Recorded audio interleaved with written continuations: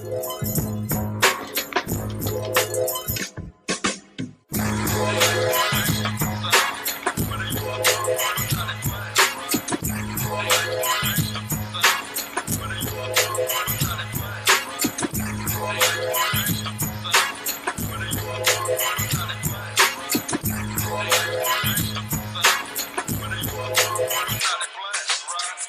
I wasn't in the rap game, I'd probably have a key knee deep in the crack game. Because the streets is a short stop. Either you're slinging crack rock or you got a wicked jump shot. We're here, another episode of Common Denominator. Ladies, I want to thank you both for being here, for doing this with me. I really appreciate it. I have, myself, Blake Bozeman, got Janae Daniels, and Reesa Renee. I'll let you, Reesa, we can start with you. Give us a quick intro, a quick background of who you are and what you got going on. All right. My name is Reesa Renee. Hailing from PG County. No matter how hard you work, there's never a guarantee that you will be highlighted or even asked to do something like this. So definitely want to shout out you for the opportunity to be here. I'm grateful. Absolutely. Gotta pick homage. Janae. I'm Janae Music. I am from the DMV. I claim the whole DMV, but I'm gonna say DC. I've been singing and performing for 3 to 4 years now. Working on my craft, trying to get better every day, and just happy to be here. So it's funny that you use the working on my craft, because that's Hooper lingo, for sure. So that's a perfect segue. So I'm not sure if the majority of you all's fans and followers know y'all's hooping background. It's funny. I tell people, like, the majority of the relationships that I have to this day, whether it's associates, friends, business level, the majority of them, the vast majority, started with basketball. Mm-hmm.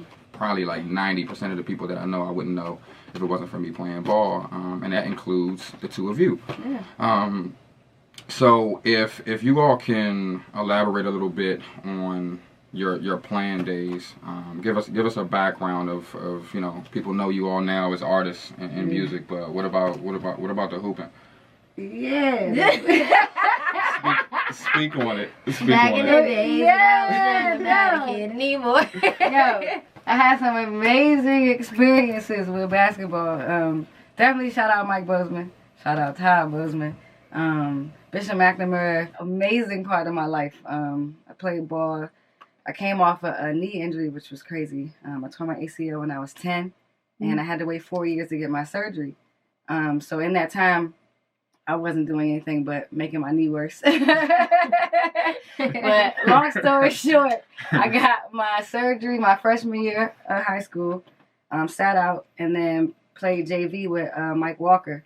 And that's when I met Mike Bozeman, and ended up making the team my 10th grade year. And my 11th grade year, we were #1 in the nation, which was dope as a mud.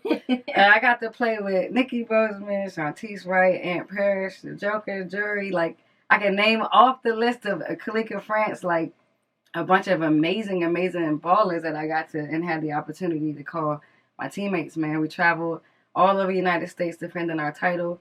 Was in all types of arenas. Like, they booed us when we came in. Paulisha, she made her and that one game we walked in. We was in North Carolina, Dale Curry tournament. We walked in, they was booing us. We was warming up for the game. Everybody was like, overrated. Oh.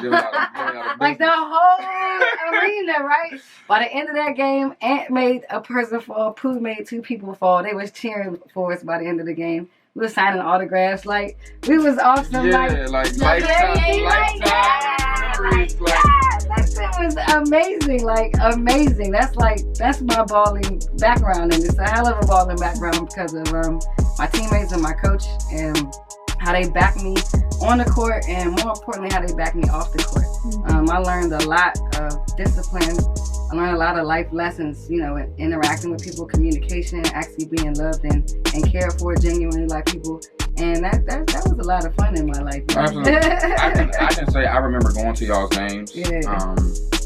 And I don't know if, like, high school basketball will return to the way it, like, I don't even know if you understand like the magnitude and the uniqueness of that period in time. Like y'all games were sold out. Yeah. Like, and people don't be going to girls' games, but y'all games were sold out. And not only was it sold out, it wasn't sold out because like the boys' game was supposed to be a highlight. Nah, y'all were the key matchup. Yeah. Like, especially when McNamara played St. John's, it was standing room only. Yeah. Like it was OC. Like when Marissa Coleman was there playing, like them games were that was some bump. Like that was game of the night wasn't DeMatha Gonzaga. It was girls McNamara St. John's. McNamara Riverdale had to be there early. Them games. Anisha Smith could tell you Bond. Like we could go on and on. Them games were that. Yeah. We'll revisit and touch on the lessons that you learned. But Janae, I mean, you were at Powerhouse Montrose. So can you give us a background a little bit about your athletic days?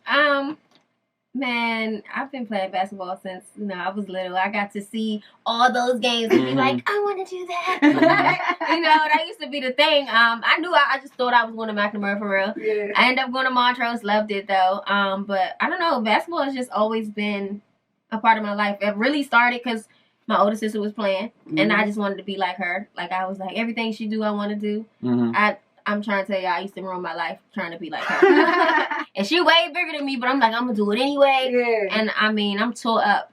So she played basketball. I wanted to play basketball. My dad was coaching, so I was there. And then honestly, for me, my big highlight was AAU. Like AAU was awesome. We got to travel. I got to go to Disney World for my birthday. Because the Nationals was at Wild World of Sports, and it was in July every year. My birthday is July, so it used to be lit. So that was like a big thing for me. I got to go like 3 times in a row. You get AAU memories that last a lifetime. Absolutely, yes. Sure. That was the only time that I really traveled. I never really got to see the world or anything like that. We used to have to raise money and fundraise. We were broke. But I was like, that was my only chance to travel. That was everything to me. I enjoyed CYO League when I was in middle school and stuff. We used to crush people. I remember they had like this score that they was trying to beat, and then we were trying to beat this score, and we ended up beating this team 63-3. Oh Lord! And I was like, it's lit. You ruthless. I was trying to say, and my dad used to be like, because we all played together at AAU, so he used to be like, 63-3. What the hell was y'all playing?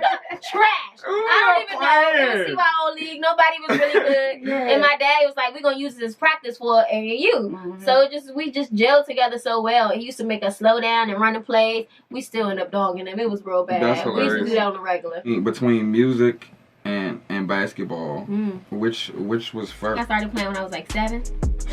So for each of you, when did you start to dive into your interest in music, and not as a fan, but as an artist yourselves? For me, it was in college. I always used to play instruments. I played the drums when I was 5. I used to play for the church and whatnot. Play the piano, all that. If I think about it, musically was always intertwined in what I was doing. Like, hey, Outkast. That was our, you know what I mean? That was our anthem growing up. But it wasn't until, my friends passed in that accident that I was really inspired as an outlet. Like I needed it, you know what I mean? And I used to skip class to play basketball. I am in college debt to play ball and write records in a room. You know what I mean? I didn't finish school because of that. You know what I mean? But it was around then I just started writing lyrics and poetry. The poetry slams out in Charlotte definitely captivated my soul, and that's when I really, really, really started getting into just expressing myself.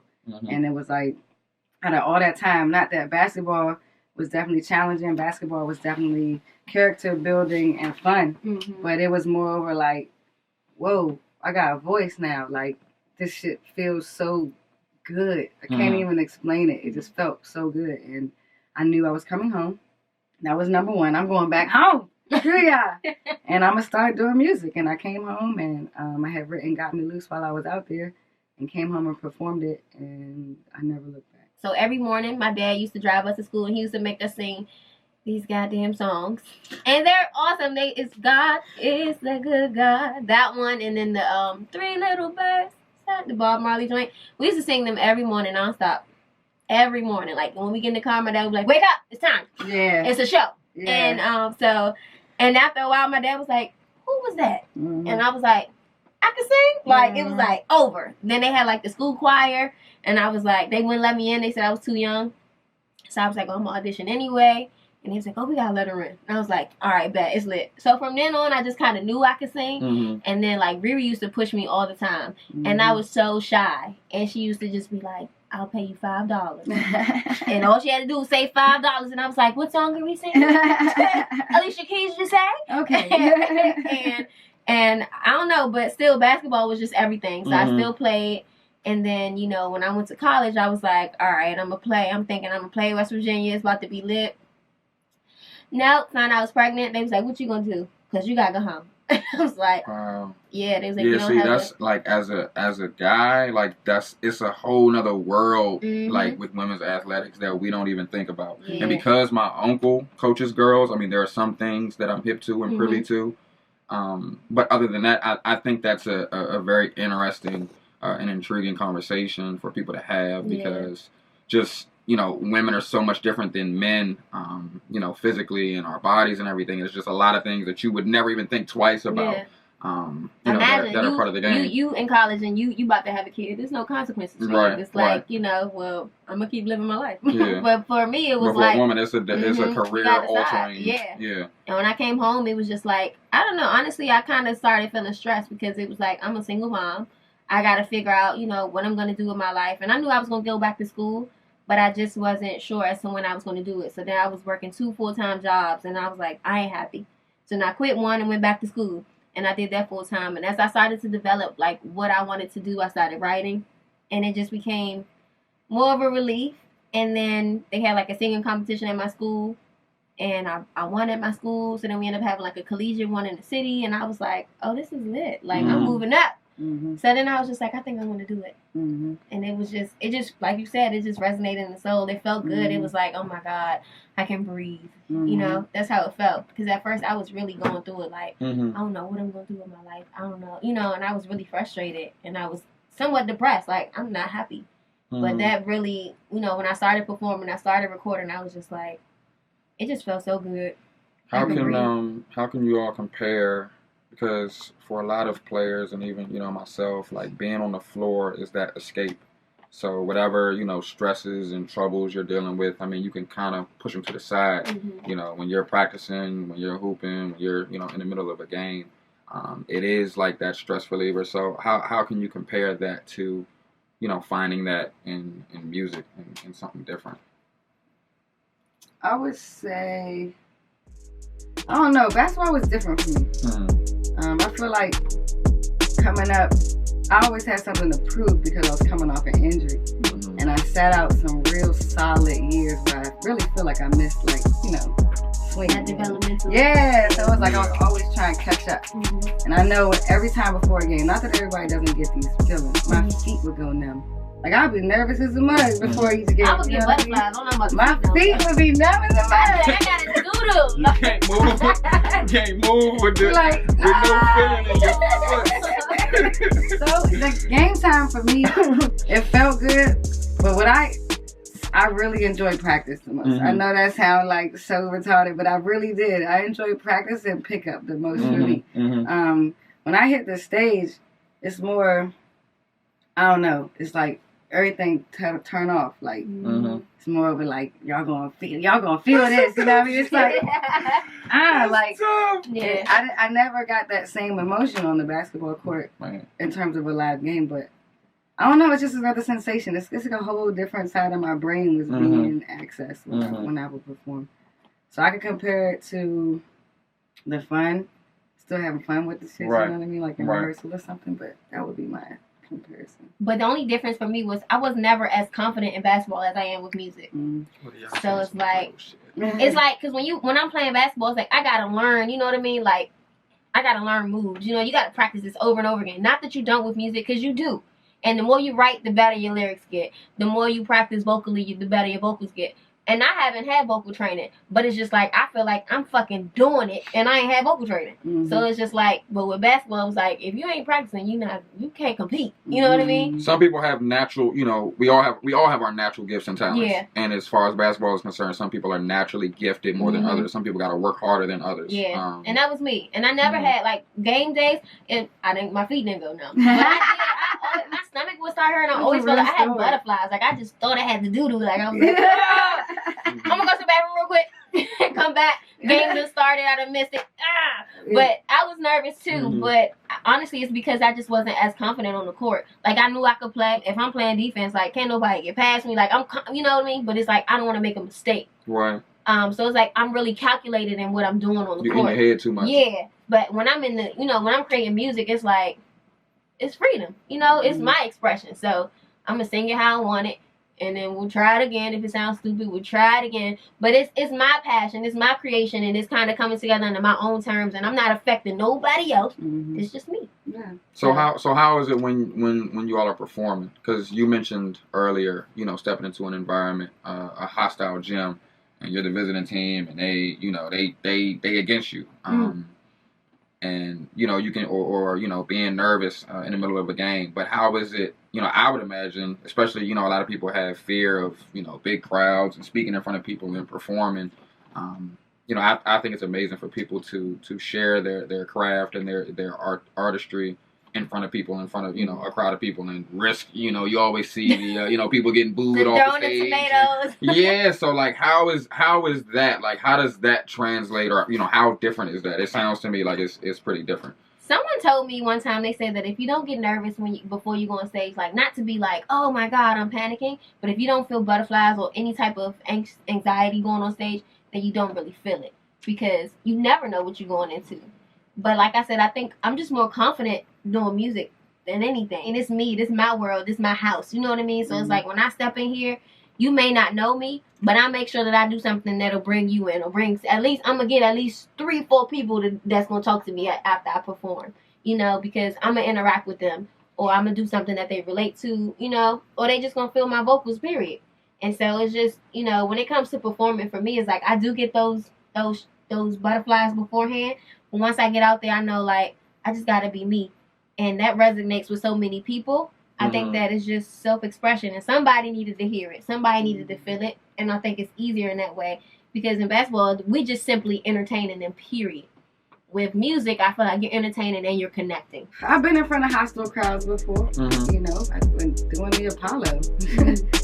That's the image I had in my mind. Yeah. Right off that stage, you know what I mean? And the crazy thing was when we were in the green room, you meet everybody when you get there for sound check, but then it make trends and whatnot, and they go up, and some people get cheered and some people get booed, and you see people coming back like either like woo or like grabbing their shit and getting out of there. Oh man, real. Yeah. And when I done it, I've done it. I had to do it a couple times, because once you win, you got to go back and do it again or whatever. But I was doing a original song, and they always want you doing covers, and I was doing go-go in New York, and this was like. You bold. You are big bold. Nah, I can respect it. That's tough. So I had the pride of the DMV on my back at that point. And, winning was out of like what?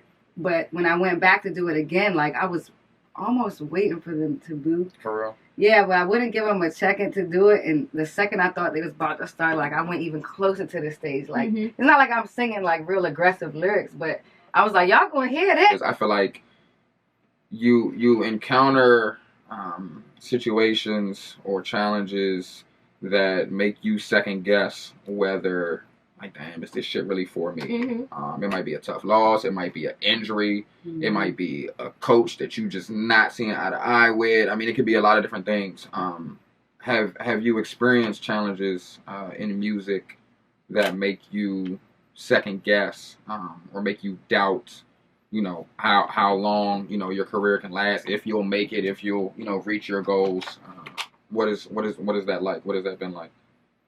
All the time. Hell yeah. All the time. All the time, huh? It is. People will see you and be like, oh, you're doing big things, and oh my God, they praise you and all that, but it's like, but did you buy my music? but did you buy a ticket to my show? Right. You know, did you contribute to what I'm doing? And it's crazy because it's like you always, as a giving person, it's like I want to look out for you. So they be like, can you do this for me? Can you do this? You know, and I told myself my new thing for 2019 was no. I'm not saying. I'm saying yes.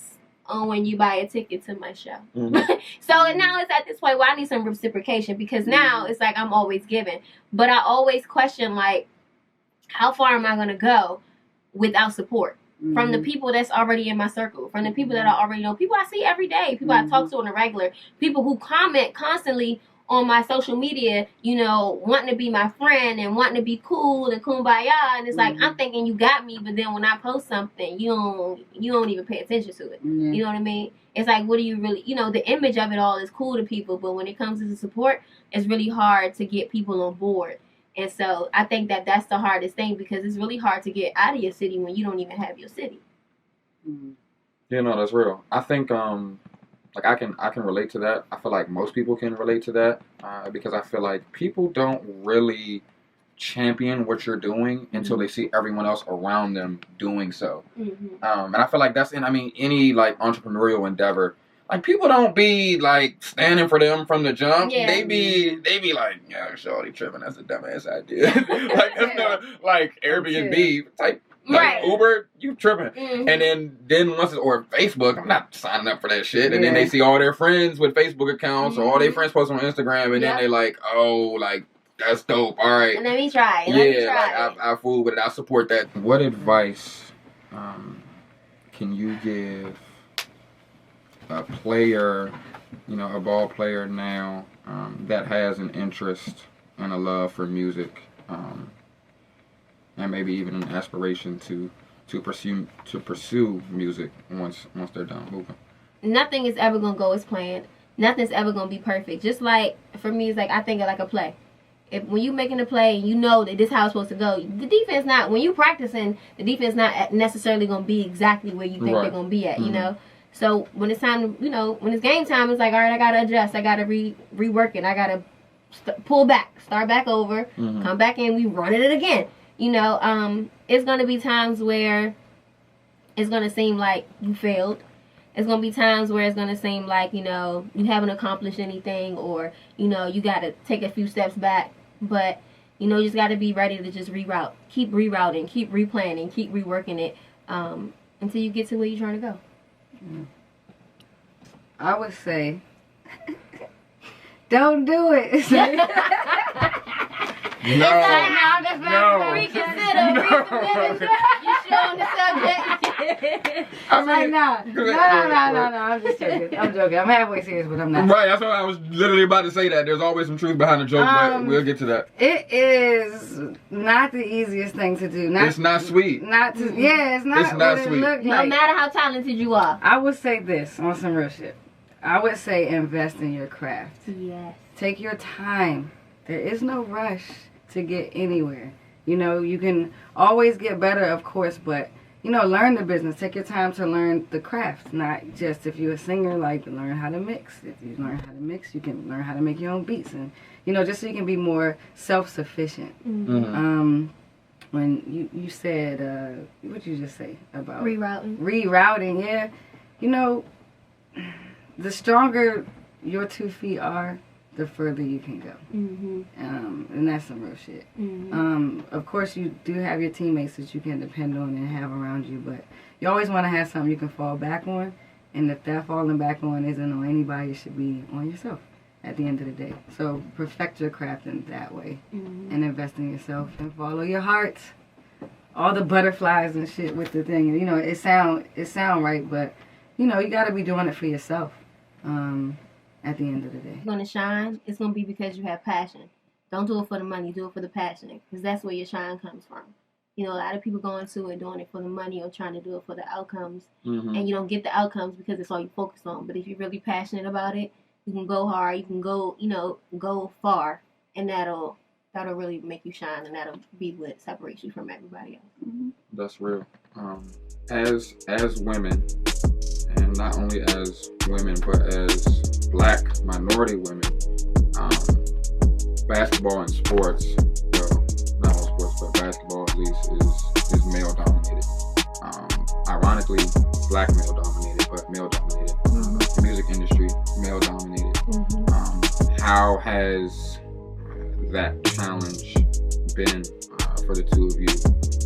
Going from one industry and one path where you're the underwhelming minority to another, and just dealing with what comes with that. I'm still working on my eyesight because I've always been focused in on like the Janelle Monáes or the Sarah Vaughn's or Billie Holidays or just some good vibey ass, chill ass, comfortable ass Mary J. Blige, the Lauryn Hills, the Jill Scotts, and the vibe, the Chrisette Michelles, and that soul food, the Pharrells. You know what I mean? At the end of the day, like I'm so ignorant, gang.